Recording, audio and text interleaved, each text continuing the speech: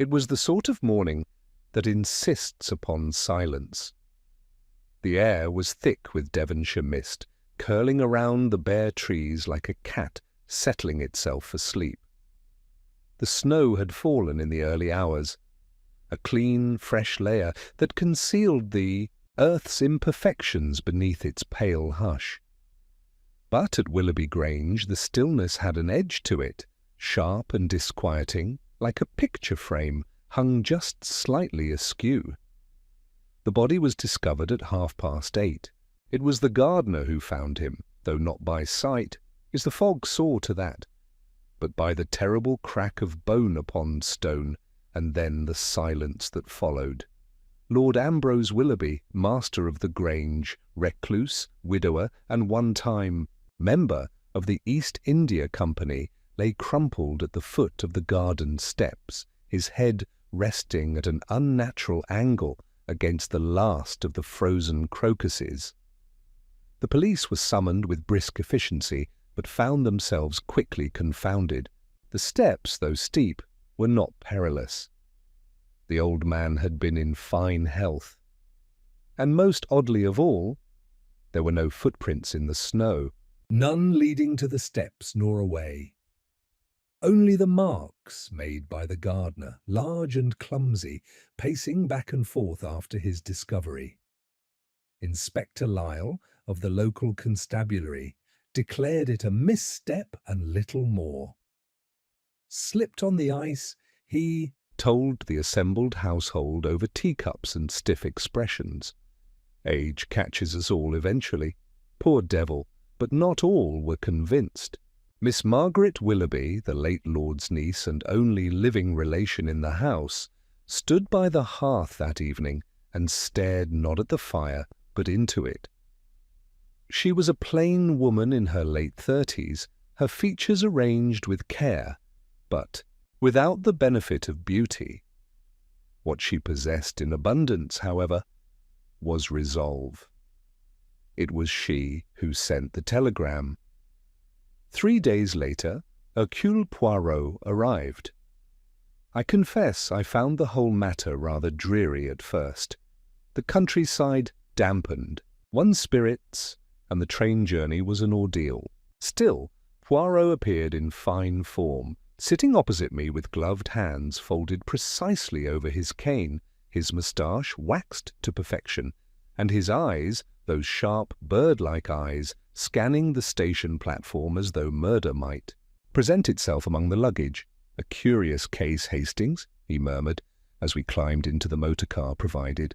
"A man who walks into his garden and dies, but leaves no trace of having done so." "Could be someone carried him out after the fact," I suggested. "Or perhaps, dash it, I don't know, he was already out there when the snow fell." Poirot tilted his head. "And yet no one saw him alive that morning. No window overlooked that part of the garden. The snow began at 3. The gardener found him at 8. 5 hours, mon ami. Much can happen in 5 hours.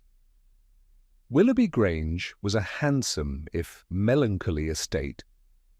Ivy crept up its grey stone facade, and the windows stared out blankly as though unwilling to betray the secrets inside.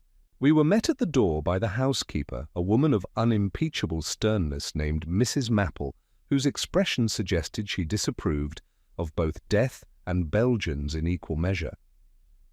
"Miss Willoughby is in the morning room," she informed us, leading the way down a hall that smelled faintly of polish and something older, harder to name. Margaret rose as we entered, hands clasped before her. Her posture was impeccable, her morning dress unembellished. There was no tear-stained handkerchief, no tremor in the voice when she greeted us. "Monsieur Poirot, thank you for coming." "You have done rightly, mademoiselle," said Poirot, bowing. "You are not content with the explanation given?" "I am not," she said.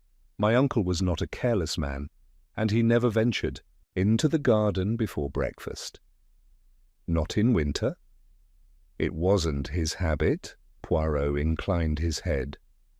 "And so, We must examine the habits. It is always the habits that tell the truth. May I see the garden? She nodded, but before we could proceed, a voice interjected from the doorway. Low and faintly amused, bit grim for garden strolls, don't you think? The speaker was a tall man with a tan that marked him as recently returned from abroad. His hair was neatly parted, his eyes quick. Mr. Aldous Crane, Margaret said with clipped politeness, a guest of my uncle's visiting from Boston. Still, here because the trains are a bloody mess, Crane said, flashing a grin. Apologies for the language, Miss Willoughby, Poirot smiled politely. And you were here on the morning of the incident? In my room, writing letters. Didn't hear a thing until the gardener started howling like a banshee. Poirot's gaze lingered for a moment, then turned. We met the other guests in brief succession. Reverend Pilling, a pale man with nervous hands and a persistent stammer, was praying at the time of the death. Alone, of course. Miss Georgina Lawton, a stylish young lady with cigarette-stained fingers and a taste for Parisian perfume, claimed she had been asleep. But it was the last name that raised Poirot's eyebrow. The maid? He asked. Dismissed? 2 days before my uncle's death, Margaret said quietly. Her name was Elsie Hart. I don't know the reason. My uncle was private about such things. Poirot's eyes narrowed a fraction. And yet she remained nearby. She had nowhere else to go. The garden itself was just as it had been described. The body long removed, but the imprint in the snow still faintly visible. The steps were narrow, worn with age and slick to the touch. Poirot bent low, not touching the ground, but observing it with quiet intensity. He remained there, unmoving, for almost a full minute. Then he rose, brushed his gloves together, and looked up at the grey sky.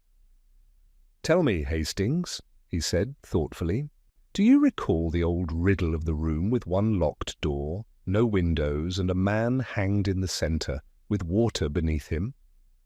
"Of course," I said. "The ice trick." Poirot nodded. A puzzle is always a question of context.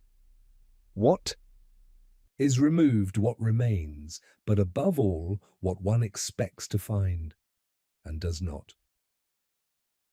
He turned, and for the first time since we'd arrived, I saw the flicker of something sharp behind his gaze. Back inside, as we were offered tea by the ever-suspicious Mrs. Maple, Poirot made a small remark. More to himself than to me, there is something unnatural in silence, when footsteps should speak. And I, watching him as he stirred his tea with unnecessary precision, felt the first true chill of the case settle over my spine. It is one of the enduring mysteries of my friendship with Hercule Poirot that he could arrive at the scene of a death and treat it at first as though he was simply checking into a country hotel. There was something both maddening and comforting in the way he removed his gloves, inspected the trim of the sitting-room curtains, and adjusted the angle of a solitary vase of snowdrops on the window-sill. But as I have learned, what appeared to be fussiness was merely the outward manifestation of that famous method of his, the careful calibration of environment before the intellect was brought to bear. We had only just come from the garden, where Lord Willoughby had met his strange, silent end, and yet Poirot, now seated in the warmth of the drawing-room with his legs delicately crossed, seemed to have slipped into the house as though he had lived there all his life. I, meanwhile, was still wrestling with the peculiar nature of the crime, if crime it was. Miss Willoughby poured tea with mechanical precision, her eyes seldom leaving the dark corner of the room where a heavy-set butler stood half-submerged in shadow. His name, I later learned, was Arkwell, a man of few words and fewer expressions. The door creaked slightly, and a young woman entered, her eyes darting up just long enough to take us in before dropping again. She was pale, her apron stiffly laundered, and her hands bore the unmistakable signs of nervousness, wringing the cloth until it looked like it might tear. This was Lily, the parlour-maid. As she set a second tray of biscuits beside the tea things, Poirot did not look at her directly. Instead, his gaze followed her reflection in the polished copper warming pan mounted beside the hearth. "Thank you, mademoiselle," he said softly. The girl gave a start and bobbed a quick curtsy before nearly fleeing the room. When she had gone, Poirot turned his eyes upon the fire. It was a tidy fire, freshly stoked, and yet something in its arrangement clearly bothered him. He leaned forward, and with his silver-handled cane nudged a single fireplace poker that had been lying not in its stand, but oddly angled on the stone fender. It shifted with a soft clink, revealing a darker patch in the soot beneath. "Curious?" he murmured. "What is?" I asked, but he waved a hand. "Nothing yet, mon ami, nothing but the question." Margaret Willoughby spoke then quietly. Do you think someone killed him?" Poirot turned his head slowly. "Mademoiselle, I think only that something is not as it appears. That is often enough to begin with." She hesitated. "My uncle was complicated. He had friends once, but in later years he withdrew. His world became this house, his books, his cigars, and the garden. And yet," said Poirot, "he went into that garden without his hat, without his cane, and in slippers, in snow." She flinched slightly. "I know." There was a long pause, broken only by the gentle clatter of china. "And what of his affairs?" Poirot asked.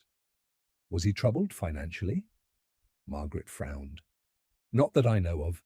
He kept ledgers, but never spoke of money. He once said he had made enough bad decisions in India to ensure a lifetime of quiet regret. I never pressed him." Poirot gave a faint nod. "Regret, yes. It is a familiar companion to many men near the end."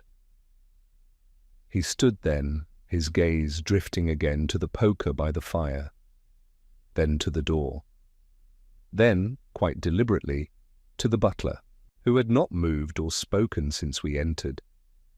"You have been with the household long, Monsieur Harquel?" 22 years, sir."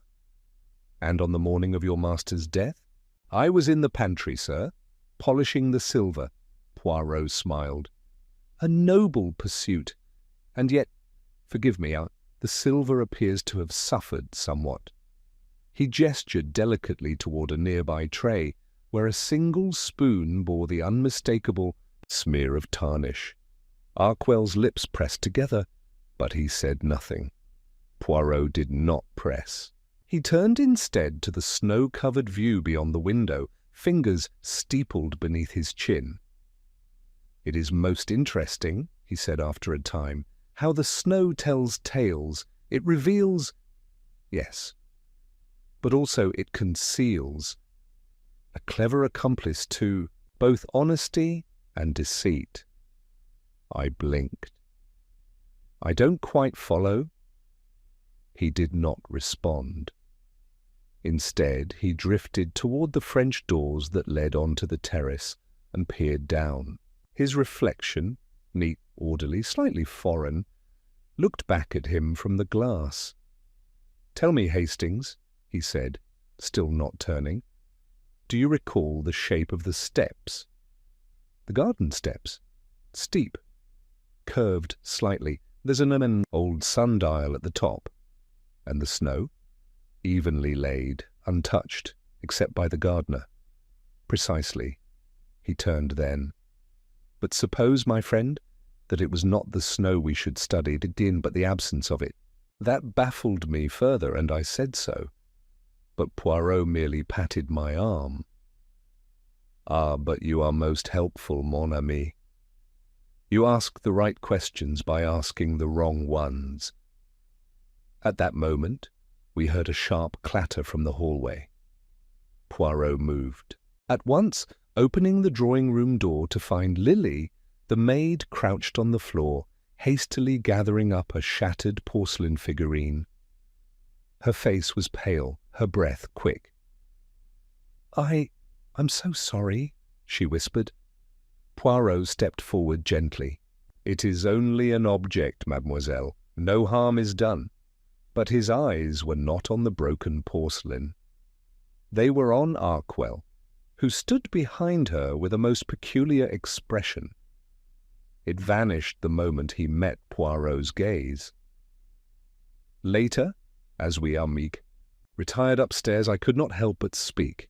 "Do you suspect the maid?" Poirot sighed. "No, Hastings, I suspect pressure. A thing that causes people to speak rashly. Well, not at all. It is not guilt I saw in her, it was fear." "Fear of what?" But Poirot only shook his head. As we reached the top landing, he paused and turned to me, his voice low. "There was something else," he said. "Something Miss Willoughby said without knowing." "What?" "That her uncle went to the garden without his cane, without his hat, without his coat, yes. But Hastings, his coat was wet." I stared at him, and Poirot, smiling just slightly, stepped into his room and closed the door. The next morning found Poirot seated in the drawing-room, shoes immaculately polished, and his moustaches groomed to military precision. He had positioned himself in a low chair, angled to catch both the fire's warmth and the morning light that filtered weakly through the tall windows. I was beside him, notebook in hand, though I confess I seldom wrote much at this stage. The true notes came later, when the threads began to tighten. He began, as ever, with the seemingly least interesting person. Mr. Aldous Crane entered with an easy swagger that did not quite suit the atmosphere of the house. A tall man, weathered by sun and time, with a tie that did not match his tweed jacket, and a cigarette smouldering too close to the curtain for Poirot's comfort. "Mind if I smoke?" Crane asked, already exhaling. Poirot gave the faintest smile. "The English countryside has already provided quite enough mist, monsieur." Crane shrugged and stifled the cigarette in the ashtray. "You were acquainted with Lord Willoughby?" Poirot asked. "Not really," said Crane.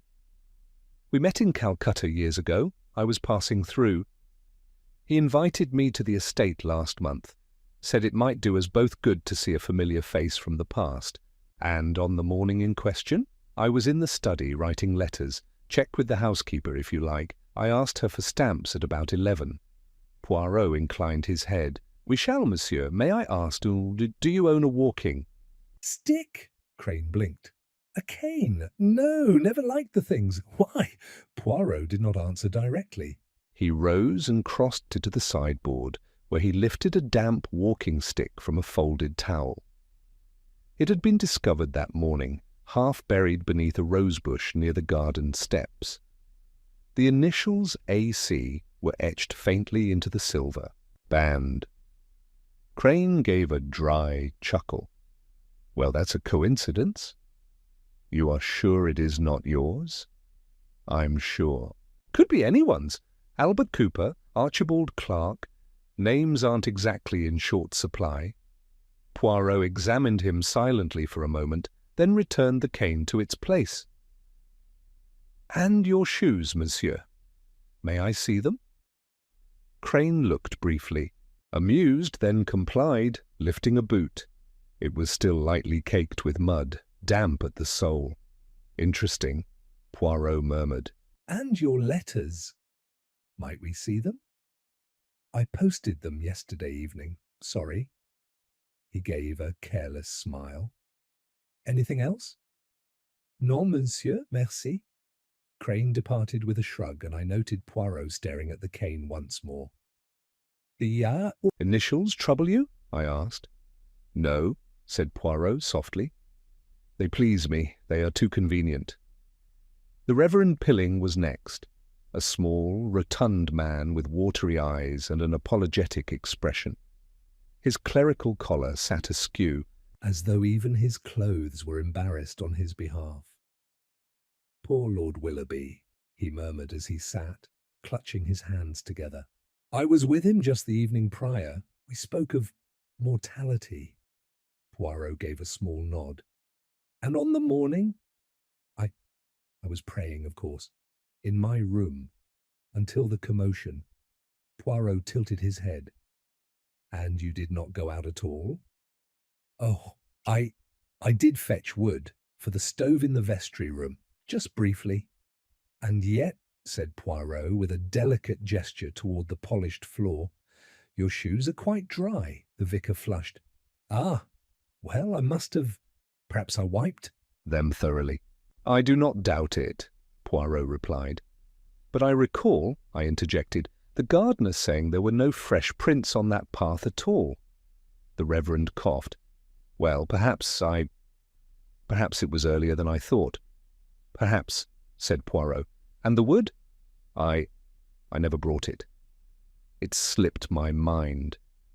Poirot said nothing further. The vicar's breathing had become audible, shallow and uneven. When he left, Poirot turned to me and tapped his chin.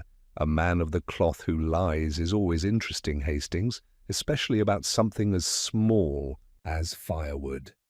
The final visitor was Mrs. Mapple, the housekeeper. A woman built for order, with a stiff grey bun and a gaze that had likely withered many a footman's ambition. She did not sit, but hovered. I suppose you want to know where I was? She said at once. Poirot inclined his head. If you please, madame.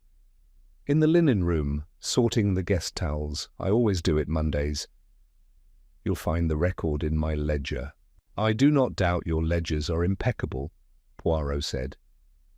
Did you see Lord Willoughby that morning? I brought him tea at 8. He was irritable, sent me off without even a thank you. That wasn't like him. And did you notice anything unusual? Mrs. Mapple hesitated. Only that he hadn't slept, the bed wasn't disturbed, and he hadn't touched his shaving kit, which was odd. He always shaved before breakfast, even when there were no guests. Ah, said Poirot softly. You are observant, madame. I do my job.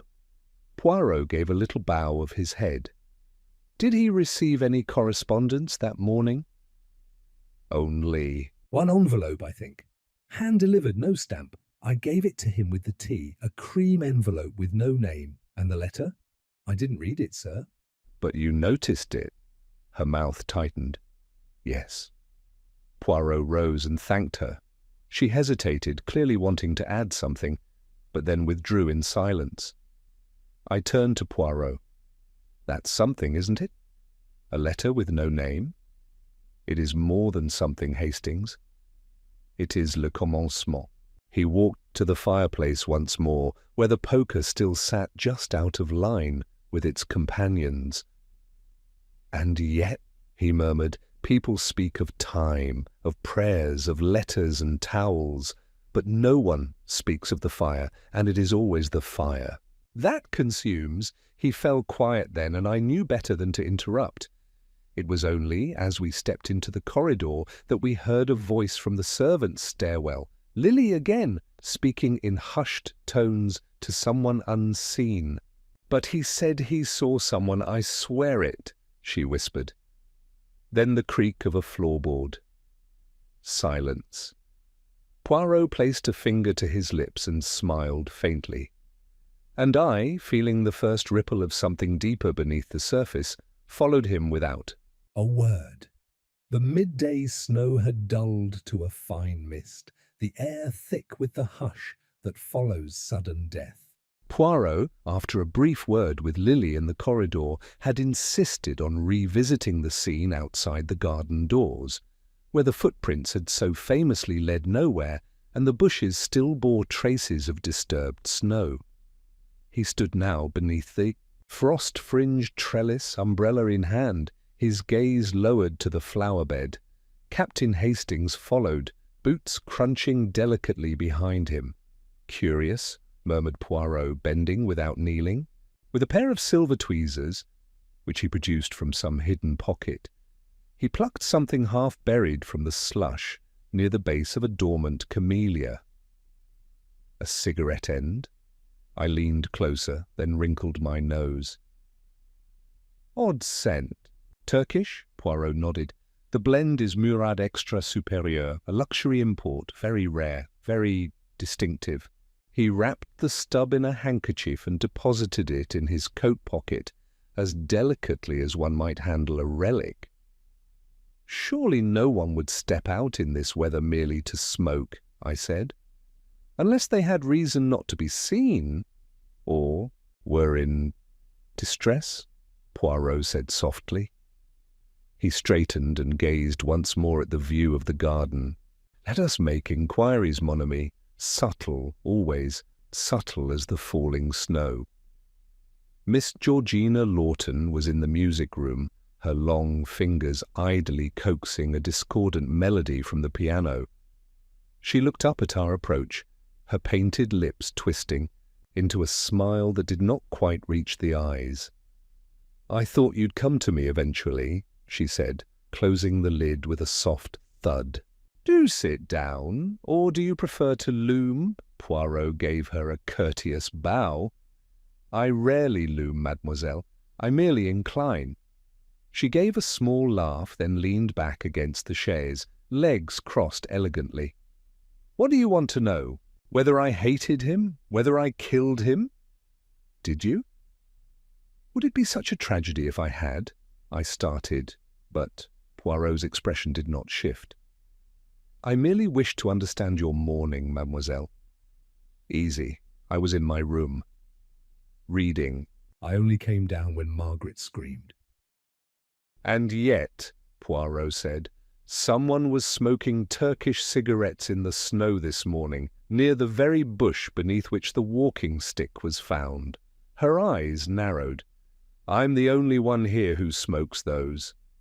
"A curious coincidence, unless someone planted it to make me look suspicious," she said with sudden heat. "This house is crawling with motives. You think I don't know about Margaret and the money, or that creepy vicar lurking about like a moth, or Crane? You think Crane's here out of kindness." "You are fond of Lord Willoughby?" She snorted. "Fond? No, but he owed me. He owed my father too. He ruined people, detective. We all have reasons to dance on his grave." Poirot's eyes flicked down to her slippers, ivory, immaculate and dry. "Merci, mademoiselle," he said with a small bow. We left her pacing, one foot tapping, the echo oddly sharp in the hush of the house. In the hall, Poirot motioned for Margaret. She came reluctantly, her face pale, and followed us into the morning room where the shutters were half closed against the fading day. "You heard something?" Poirot said gently. "The night before?" Margaret hesitated, then looked down. "Voices from the blue drawing-room. I was coming upstairs and I heard Lord Willoughby shouting and Miss Lawton shouting back." "About what?" "I don't know. Something to do with the will. I couldn't make out much, but she called him a thief, and he said she would regret crossing him." "And you said nothing of this before?" "I wasn't sure. It seemed wrong to accuse her."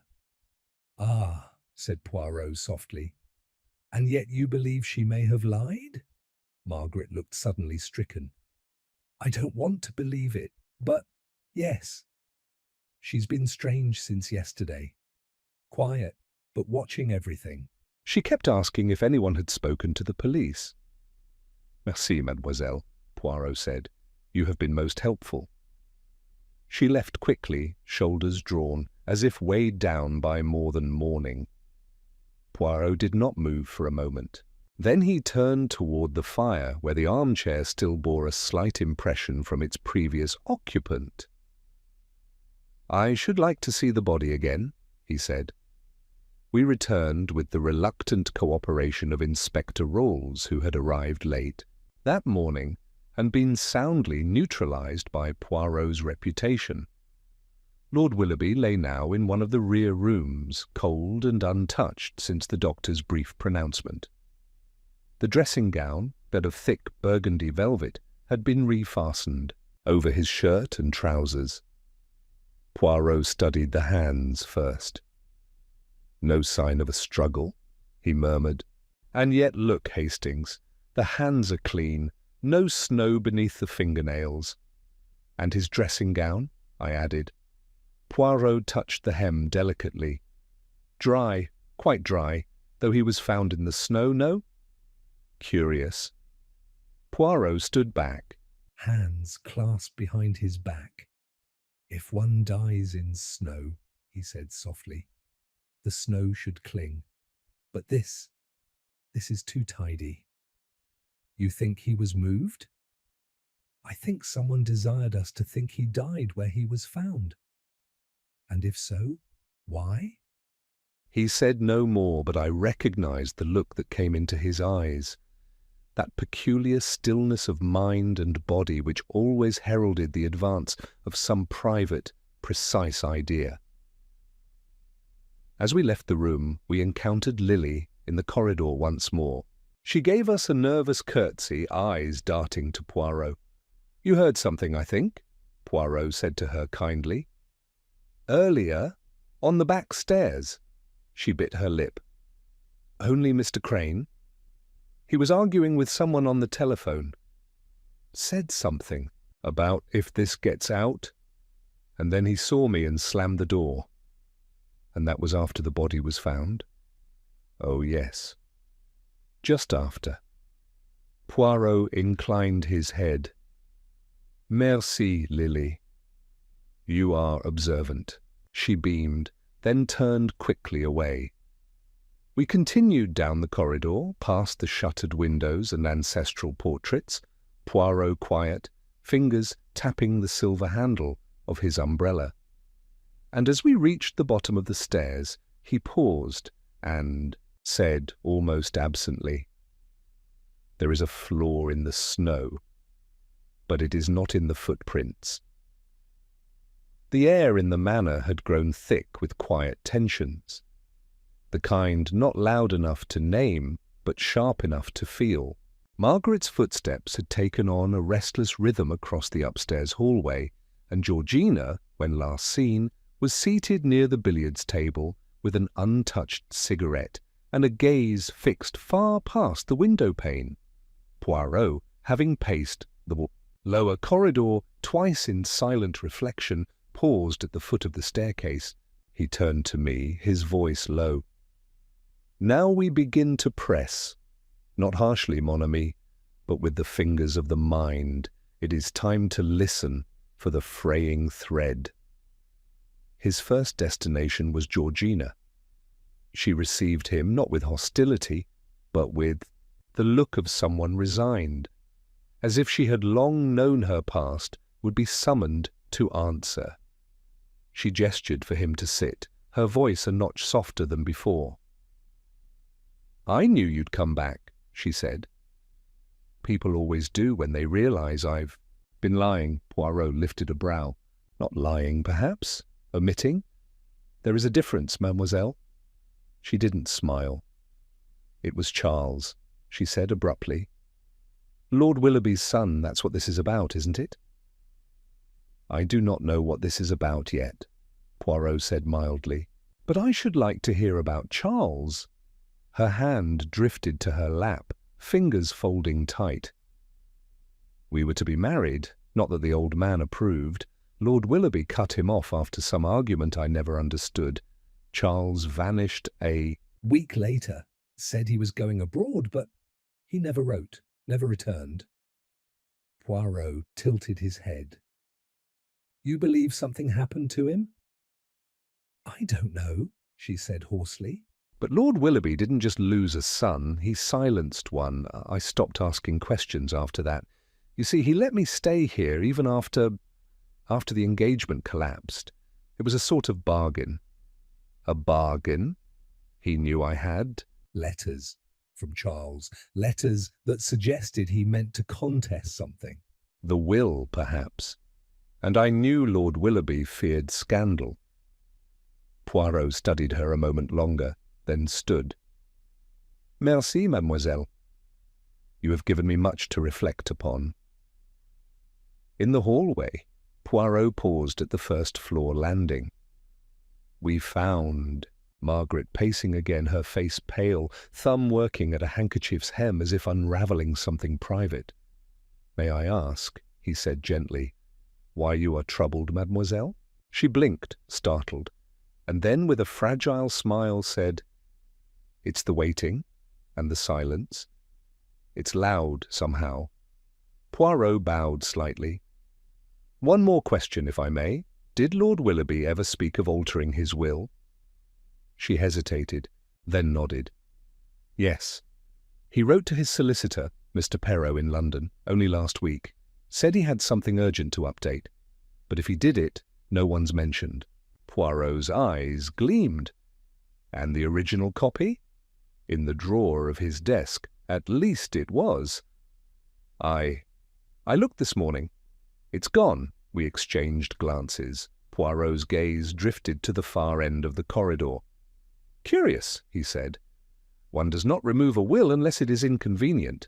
He thanked her, then descended the stairs once more. We found Lily, the maid, just outside the pantry, her hands red from rinsing porcelain, her expression tight.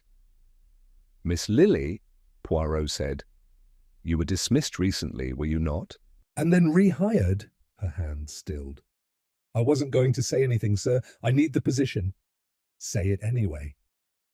She swallowed. "It was the night before last. I was clearing tea in the library. His lordship didn't see me. He was talking with someone on the telephone, arguing. He said, 'I'll change the will tonight if I must. I don't care who it cuts out.' Then He saw me and his face changed. Next morning I was told my services weren't required. And then after the snowstorm, he called me back. Said there had been a misunderstanding. I thought it odd, but I didn't ask." Poirot's brows lifted a fraction. "You are wise not to ask. But now you must recall. Did he say who he was speaking to?" She shook her head. "Only that it was someone named Grayling or Gray, I'm not certain." He thanked her, and she turned away quickly, dabbing her hands on her apron. Back in the drawing-room, Poirot stood still for some time, his fingers lightly tracing the back of an upholstered chair. Outside, the trees trembled with the cold wind that had begun to rise again. "You see, Hastings," he murmured, "a man dead in the snow." No snow upon his hands, a dressing gown too dry, a cigarette half buried, a missing will. "It paints a picture," I said cautiously. "Not yet, but we begin to see the outline." We sat again before the hearth. The flames danced with the light of something ancient and uneasy. "It is curious," Poirot murmured, "how the dead cast longer shadows than the living." Before I could respond, the door opened and Inspector Rolls stepped in, brow furrowed, holding a telegram. Poirot accepted it. He read it silently, eyes scanning the page twice. Then, without a word, he folded the paper and slipped it into his pocket.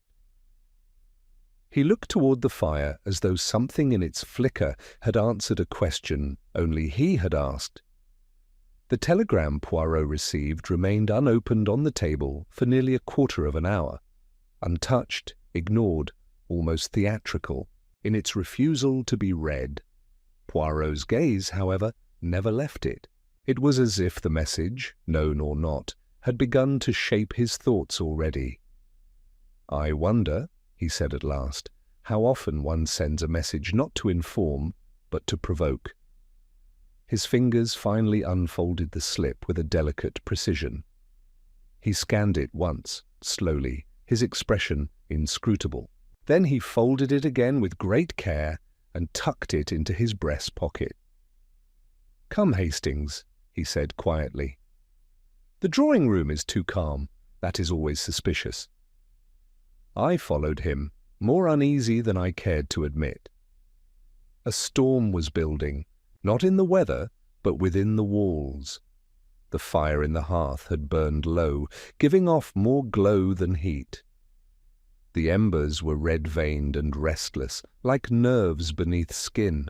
I knelt to prod at them with the poker, distracted, while Poirot studied the framed photograph of Lord Willoughby's hunting party on the mantelpiece, a solemn row of men, their smiles false and fixed.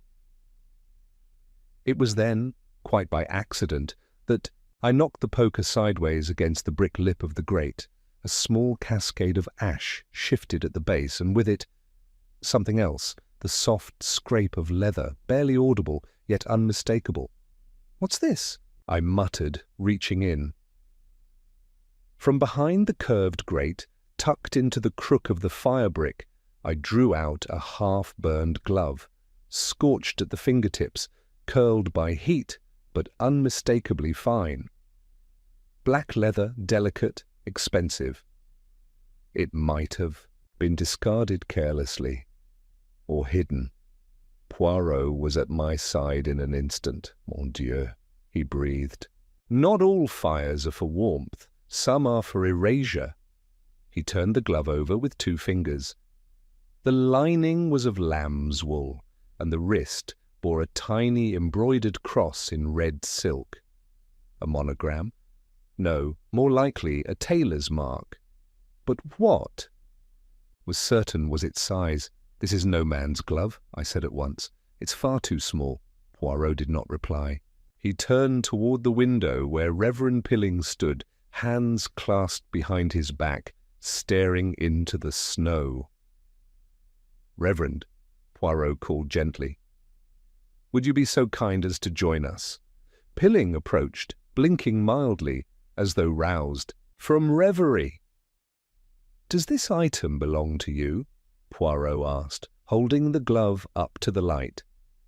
Pilling's expression changed, just slightly, but enough. I have gloves like those," he said. "I dare say they're quite common." Poirot smiled. "I dare say they are not, mon cher. And yet I find it curious that the one I hold would not fit your hand in the slightest."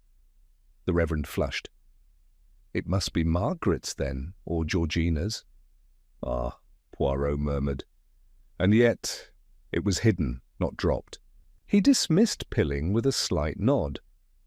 The Reverend returned to his vigil at the window, but his stillness now seemed tense, his silhouette slightly hunched. Poirot turned to me, lowering his voice. "It is the nature of fires, Hastings. They destroy what we can no longer deny. But this glove, it was not burned completely. That is what makes it interesting." Before I could reply, we heard hurried footsteps in the hallway. Margaret. She entered, pale, trembling, and held a telegram in both hands as if it were made of glass. Her breath caught once, then again, and she staggered slightly, and then collapsed. We reached her in a second. Poirot knelt, feeling her pulse. "She has merely fainted," he said. The shock, perhaps. The telegram lay open near her hand. I reached for it instinctively, but Poirot stopped me. "No," he said quietly. "Let her wake first. Let us see what she says." She did not take long. Her eyelids fluttered and she sat upright, staring around with sudden clarity, as if checking that we were real. I'm all right," she said.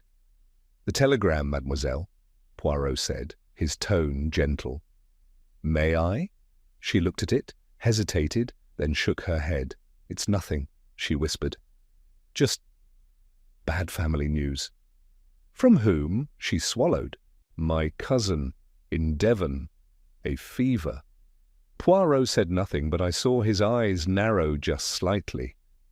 "Then you will not object," he said softly, "if I compare the handwriting to the one I received only an hour ago, from Devon." Margaret's mouth opened, then closed. She stood up abruptly. "I'm sorry, I'm quite tired," she murmured, brushing past us toward the door. Poirot made no move to stop her. He watched the door close behind her with a strange, amused look. "You suspect she lied?" I asked. "I know she did," he said.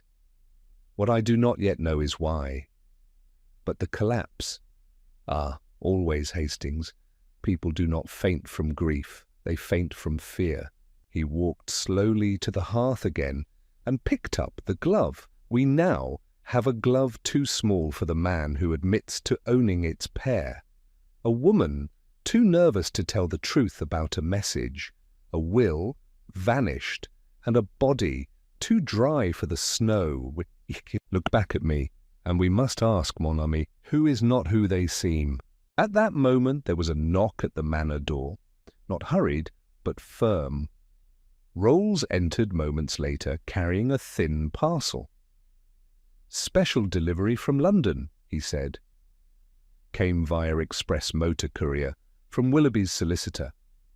Poirot took the parcel and unwrapped it. Inside, a duplicate of the original will, unsigned, and beneath it, a letter. Poirot read it slowly, his brow lifting. "Interesting," he murmured. "Very interesting." He looked up, his gaze far away. "Tell me, Hastings, what would you do if you discovered the heir to a fortune was not the one you expected?"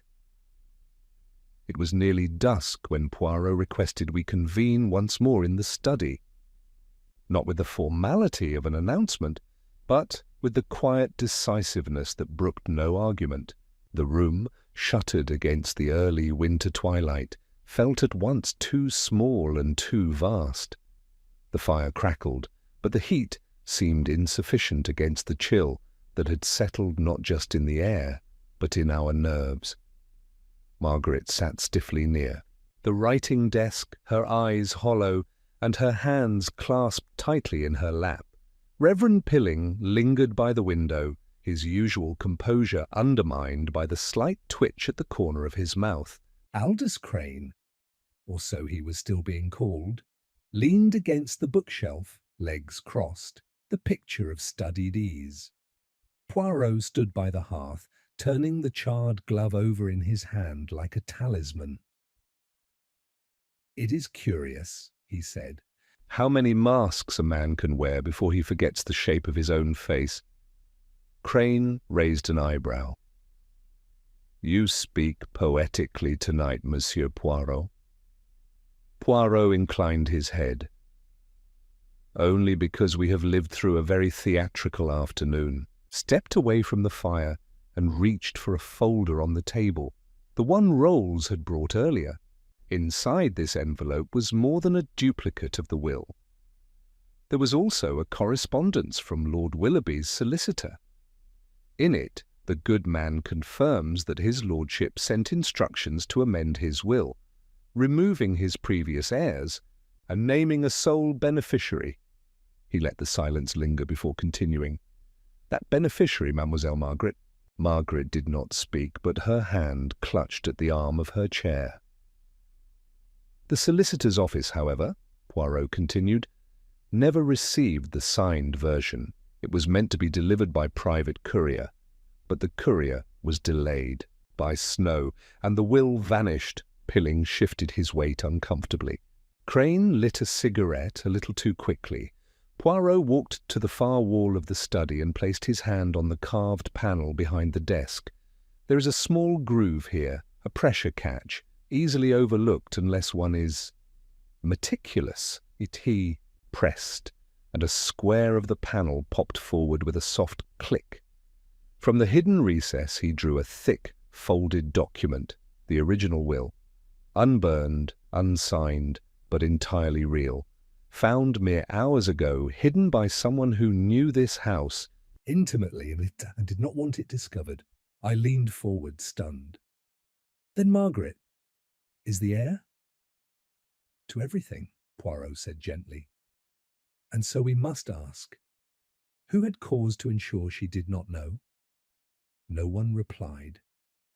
And who, Hastings, he added softly, would most wish to remain near such a fortune, unnoticed? His eyes now rested squarely on Aldous Crane. Crane's face did not change, not entirely, but a tightness entered the line of his jaw, and his eyes flicked for half a second toward Margaret. Poirot turned to Rolls, who had been standing quietly near the door. "I should like, if you please, the guest ledger for the house, and a list of who was present for Lord Willoughby's Christmas party 2 years ago." Rolls nodded, disappeared, and returned minutes later with a small black book. Poirot flipped to a page, tapped it, and turned the book to face Crane. "Aldous Crane," he said, "did not attend that party. Nor, I believe, any party hosted by Lord Willoughby, because Aldous Crane is not real. Crane, no, Lavery, as I was beginning to suspect, did not flinch. He exhaled slowly, the smoke drifting upward in a lazy spiral. "I suppose," he said, "you'll tell me who I am." "You are Peter Lavery," Poirot said with quiet certainty. "Once of the London stage, a character actor with a modest reputation until your disappearance during the war. Staged, I believe, with no small sense of flair. You returned under a new name, and perhaps you thought the past would not follow." For a moment no one spoke. Then Georgina, seated near the fireplace, gave a strangled little laugh. "I knew it," she said. "Not at first, but the voice, you couldn't hide it." "Not from me." Lavery turned toward her, his expression unreadable. "I didn't come back for you, Georgie," he said softly. "I came back for something real." Georgina rose, face pale but resolute. "You lied to me once, and you've done it again." She left the room in silence. The tension broke shortly thereafter. Pilling made some excuse about checking on the kitchen. Margaret excused herself as well, her face still unreadable. Only Poirot lingered. "Everything is beginning to arrange itself, Hastings," he said, staring into the fire. "And yet there is one piece still missing," I frowned. "The killer?" Poirot smiled faintly. "No, mon ami, the motive. We have the means, Warwick, we have opportunity. But what we do not yet see is the true reason." Later that evening, a shriek rang through the house. It came from Rolls's daughter Elsie, who had gone to fetch fresh linen. Georgina was gone. Her room was empty, her things still in place, but her coat missing and her boots. No note, no word. We searched the manor first. Then Poirot, with dreadful calm, led us out toward the garden path. The snow was falling again, softly, disguising the world beneath white. But at the edge of the riverbank, half hidden by a low drift, we found it a scarf, Georgina's. Poirot stared down at it for a long time, then knelt and touched the fabric gently. "Too neat," he said softly. "Too placed." I stared at him. "You think this is staged?" He did not answer. Instead, he rose, his eyes distant. "Someone," he said, "is making their final move." The snow was still falling when the local constabulary arrived. Constable Pemberton, red-cheeked and huffing with the effort of crossing the grounds in gumboots, set up a search perimeter along the river's edge. Lanterns bobbed like fireflies in the dusk, illuminating nothing but undisturbed white and the occasional hedgerow. Georgina's scarf lay where we'd found it, pinned by a delicate branch. The river itself churned dark and sluggish, neither swift enough to carry a body far, nor still enough to preserve clear signs of entry. The prevailing theory was suicide. It was, I suppose, the natural conclusion, but Poirot, as ever, was unmoved by what seemed natural.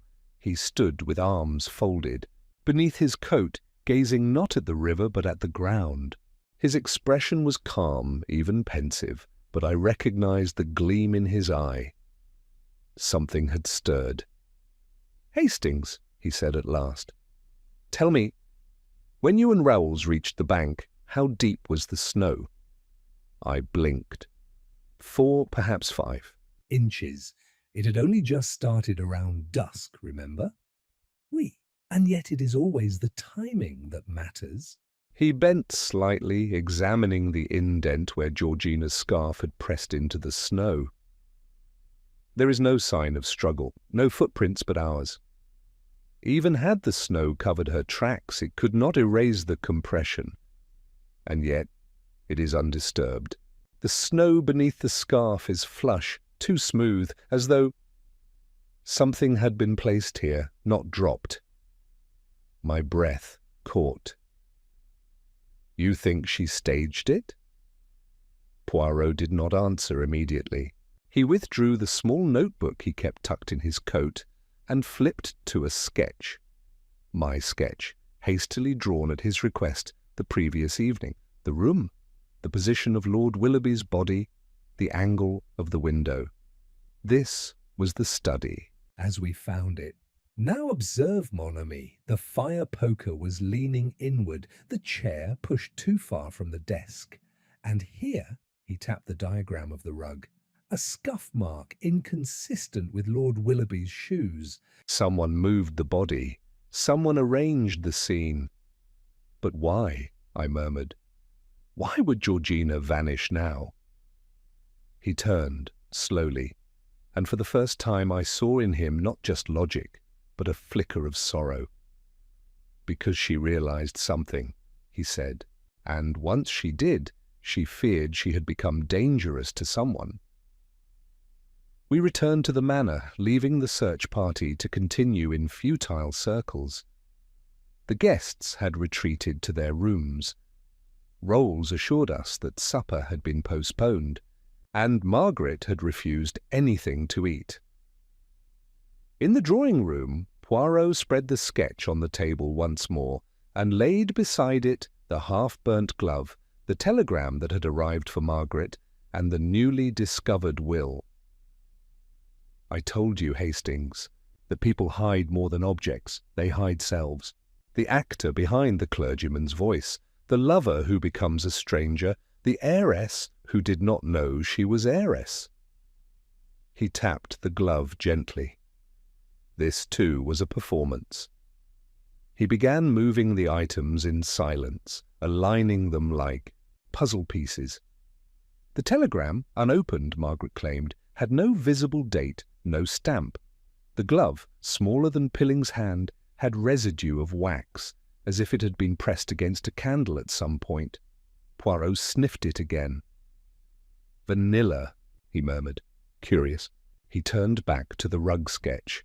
"Hastings, when you found the body, did you notice if the snow had settled on his clothes?" I frowned. "No, but—" He was by the window. It was closed. "Exactly," Poirot said.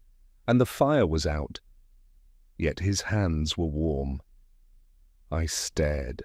But that would mean that the time of death was not when we thought. The killer misjudged the weather, perhaps, or hoped the storm would hide what it could not. I opened my mouth, but Poirot raised a finger. "There is more." He pointed to the telegram. "It was meant to agitate Margaret, and it succeeded, but it is not a genuine wire, no number, no postmark. It is a forgery designed to create panic and silence." He gathered everything again and rose with deliberate Elegance! It is time, mon ami. Time! I must ask Rolls to summon everyone to the library. Tonight there will be no further delay. I followed him, half in awe, half in dread. The guests, no doubt, would resist. Georgina was still missing, the air charged with the fear of tragedy, and yet Poirot moved as if all had been settled. As he passed Margaret's door, he paused. The light inside flickered. From behind the wood, a soft sound, like someone weeping or laughing. It was impossible to tell. He did not knock. Downstairs, Rolls was already preparing the chairs. The fire crackled. A decanter of brandy had been set on the sideboard, untouched. I turned to Poirot, still uncertain. "You truly believe Georgina Isn't dead?" Poirot adjusted his cuffs. "I believe," he said quietly, "that someone wanted us to think she was. And in doing so they made a mistake." He paused at the threshold of the library, his back straight, his shoes impossibly polished? "Hastings, tonight you shall witness the unmasking. But first, we must let the curtain rise." And with that, he stepped inside, ready. The guests assembled in the library with the solemn reluctance of those attending a will reading or perhaps an execution. The fire, recently stoked, cast long shadows against the wainscoted walls. Margaret. Willoughby arrived last, her expression tight with polite exhaustion. She declined the offer of brandy. Georgina had been found not an hour before, shivering and tear-streaked in the boathouse. She now sat beside Reverend Pilling, her hands clenched tightly in her lap. Her scarf had been returned to her, though she scarcely seemed to notice. Poirot stood by the hearth, gazing into the flames with an expression of quiet finality. When all had settled, he turned.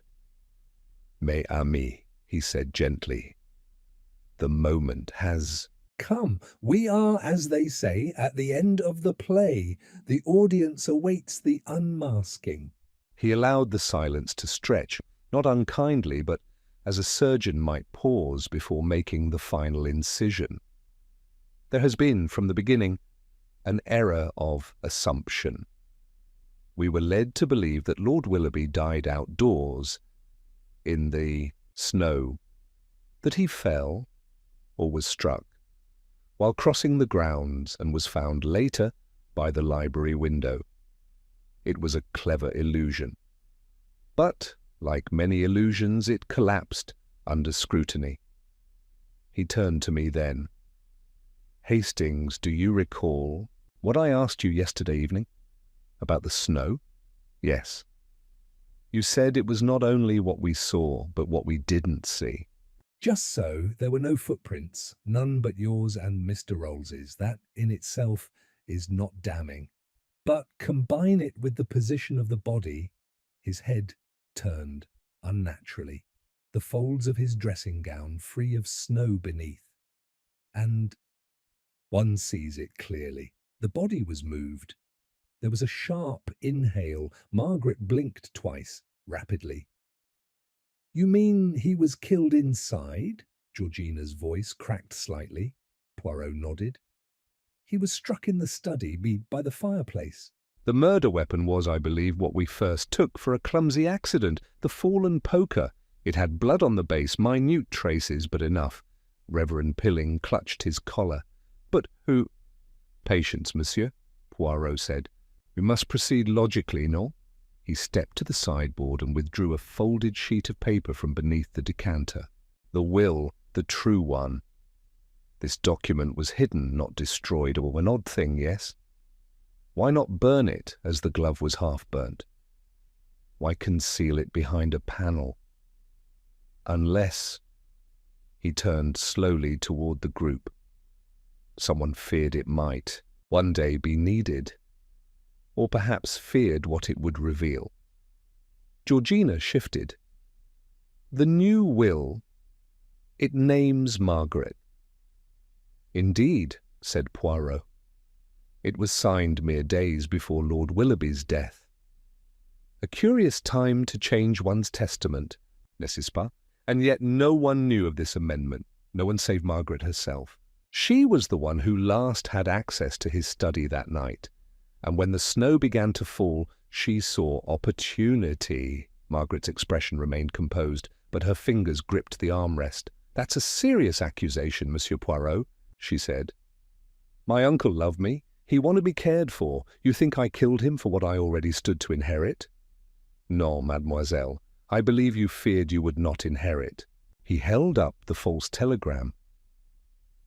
"This, the supposed news of your engagement's annulment, delivered at the height of the storm, was a forgery. The ink smudged, the date omitted, and most telling of all, the paper was torn from your uncle's own stationery drawer." Margaret said nothing. Her face had gone very pale. "And the glove?" Pilling asked weakly. "I told you it wasn't mine." "It is not," Poirot confirmed. "It belonged to a young lady, likely one with delicate hands. But the point is not ownership. It was placed there, half-burnt, visible, and yet far enough behind the grate to escape easy notice. A distraction, like the scarf, like the disappearance." He looked again to Georgina. "You ran because you feared suspicion, yes? Not because you were guilty?" Georgina nodded, barely audible. "I thought he died because of the will. I had no idea it named Margaret." "No," Poirot said softly, "and neither did she. Not until the night she struck him, during an argument perhaps, or a desperate attempt at persuasion. I believe the decision to move the body came later, in panic. The snow offered cover, so she opened the window, dragged him out, and watched as the storm erased her sin." Margaret stood, her voice trembling. "This is outrageous. You have—" "No proof." "On the contrary," Poirot said. "You claimed you woke at dawn, yet it was Georgina who saw you downstairs, wet boots by the hearth." "And the boots you wore that night, when I examined them, bore no traces of snow, not melted, not dried, none at all. You changed them. You prepared your own alibi." A beat of silence. The fire cracked once, then Margaret sank back into the chair, her shoulders curving inward. "I didn't mean to," she said quietly. "He was going to change it back. He said it had all been a mistake, that Georgina, and that she was family, and I was nothing but a ward." She looked up, her face now strangely calm. "I tried to reason with him, but he laughed. He said actors make poor brides and worse nieces." Poirot's tone remained gentle. "You feared you'd be cast out." "I knew it." No one spoke for a time. Poirot nodded to Rolls, who had been standing in the doorway, stone-faced. "If you would contact—" "The police, monsieur." Rolls disappeared without a word. Poirot turned back to the group. "You see, mes amis, it was not a question of the will. It was a question of fear. And fear, as I have said before, leads even the cleverest to err." He stepped once more to the hearth and lifted the poker, still faintly stained. Lord Willoughby died by the fire, but it was snow that buried the truth until the little grey cells brushed it clean. The room had grown still, the last echoes of Poirot's revelation, lingering in the air like a distant murmur. Margaret sat in her chair, her face ashen, her hands folded tightly in her lap. The tears had long since dried, leaving only a faint sheen on her cheeks. "I did it," she whispered, as though speaking to herself rather than to the others present. "I killed him." Her voice was quiet, almost apologetic, yet the weight of her words was undeniable. The silence that followed was thick with the heavy burden of truth at last admitted. Poirot did not move, his gaze fixed on Margaret with that characteristic calm that belied the depth of his understanding. He had been right all along. The pieces, had fallen into place like a carefully arranged puzzle, and now the final, inevitable moment had arrived. Margaret glanced up at him, her eyes filled with a mixture of regret and resignation. I never meant to. She stopped herself, shaking her head. I just wanted security. I thought if I killed him, I would have the future I always wanted. The future, Poirot repeated softly, is not something that can be bought. With blood, mademoiselle, it is forged through patience, honesty, and yes, sometimes even sacrifice. But murder, he let the word hang in the air, an unspoken condemnation that needed no further elaboration. I saw Margaret tremble, but it was not just from the cold that seeped into her bones. She knew the finality of what she had done, and now there was no escaping it. The police would come, the charges would be filed, and the consequences would be hers to bear. The door opened, and Rolls stepped into the room, his face grave but composed. "I've sent for the authorities, Monsieur Poirot," he said. "They'll be here shortly." Poirot nodded and gave a small wave of his hand. "Very good, Monsieur Rolls. You have done well." He then turned back to Margaret, his gaze softening, ever so slightly. "I am sorry, mademoiselle," he said, his voice measured but firm. "But you will answer for what you have done."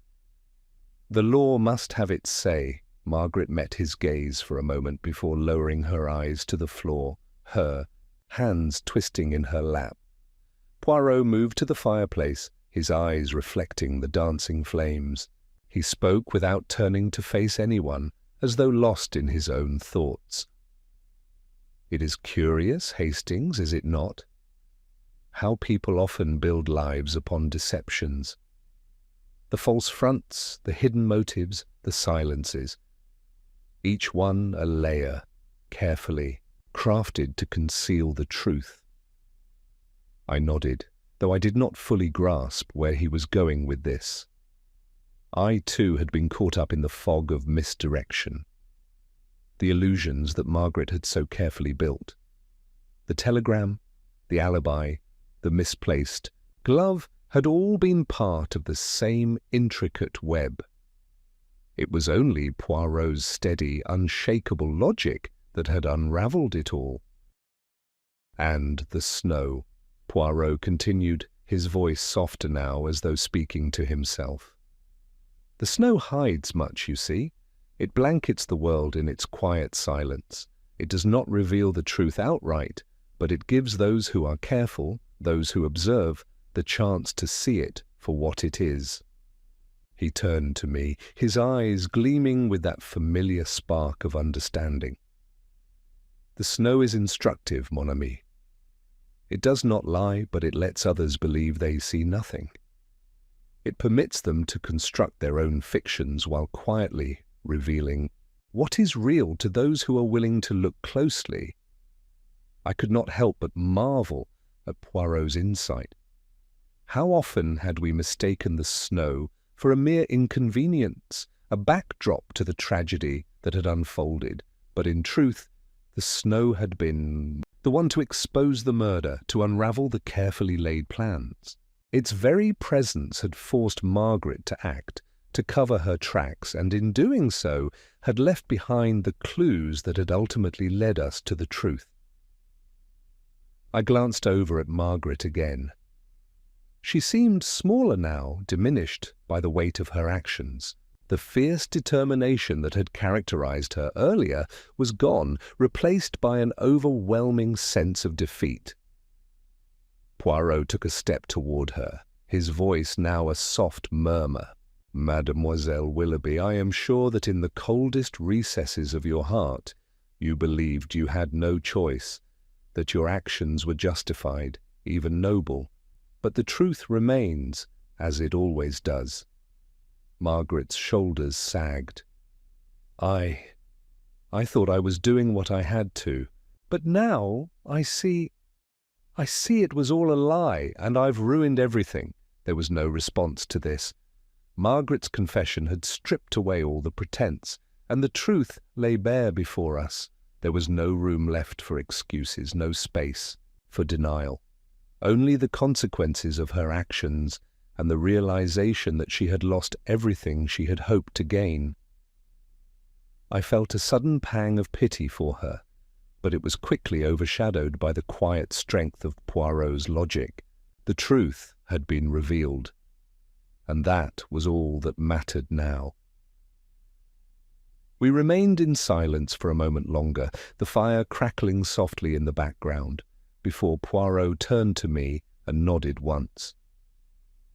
"It is time to go, mon ami," he said quietly.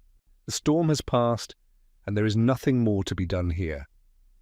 I followed him out of the room, and as we stepped into the hallway, I looked back one last time at the library. It seemed as though the house had settled into a strange stillness, a peace that had eluded it for so long. The storm outside had ended, and with it the tension that had gripped Willoughby Grange. We walked down the corridor to the front door, and as Poirot paused on the threshold, he turned to me with a faint smile. "You see, Hastings," he said softly, "the snow does not deceive. It simply lets others think they are seeing what they want to see." I nodded, but the weight of his words settled in my mind like a deep truth. The snow had revealed everything, not with blaring horns or accusations, but in its quiet, unyielding way. It had allowed us to uncover the truth piece by piece, without force or fanfare. Poirot stepped out into the crisp air of the morning, and I followed him. The fresh snow crunched beneath our feet as we made our way to the waiting car.